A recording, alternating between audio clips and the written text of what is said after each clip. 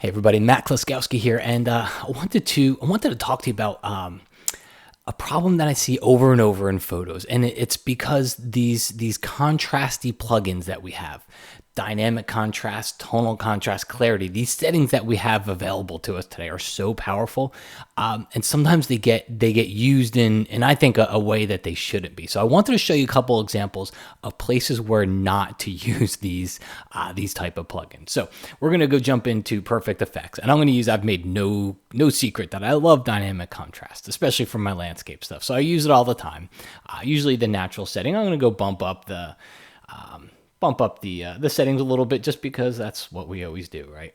And it works great. You know, if you look at the detailed parts of this photo, if you look down here, you're going to see it really does. It adds a nice amount of contrast to things in the photo that I want to be sharp, to things in the photo that I want to have that contrasty look.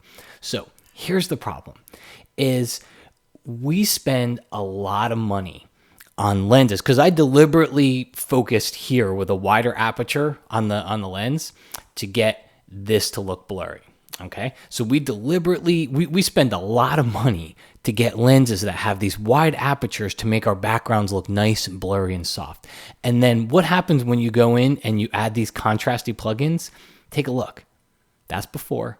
That's after. You make them look harsh.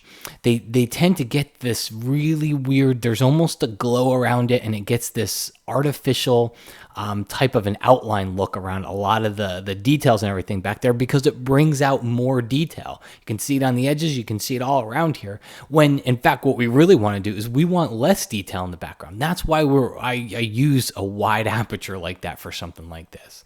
So what we want to do is, we have ways around this. In Perfect Effects, just grab your brush, and then when you take the masking brush, you can just paint away from all the places that you don't want it to affect. All right, so I'm just going to paint away from there. As you get around the details, just go up and turn the Perfect brush on, and just keep that outer ring, just keep it right around the edge of the details there, and it'll go through and it'll automatically mask all that stuff for you. You don't have to do all the hard work of trying to get in there with all those details, and it works wonders. I usually keep it off when I'm in the open areas, because it does tend to work a little bit better and easier in some of these open areas. So just paint it away and take a look. That's before, that's after. So now I get the effect on the area that I want it, but I keep it away from the softer parts. So things that are in the background that should be out of focus, you should not apply these plugins to. All right, let's go. I'm going to cancel this one. And let's go take a look at another one. So we're going to look at a portrait in this case. And same thing. Look at the background. You know, this was a 70 to 200 lens, 200 millimeters, f2.8. That background is nice and soft and blurry, and it makes the people really stand out. So let's go ahead and add our contrast plugin to it, because these plugins work great on clothes. They work great on details, jewelry, hair, lots of the details in the photo. They work really good on. So we go ahead and we add it to the portrait, and again, we bump up the settings because we can, and take a look at the background. Same thing as before. It gets harsh. It gets, I don't even know the word for it, but it gets contrasty and harsh. And that's not what we want. Again, we paid a lot of money for a lens like that to then just go and make the background look worse than it did to begin with. So of course we want to go and we want to paint it away from places like that. So I would take my brush and paint it away. Again, turn on the Perfect brush when you get near the hair and everything like that. So I'd paint it away from there. But the other place you got to paint it away from, skin.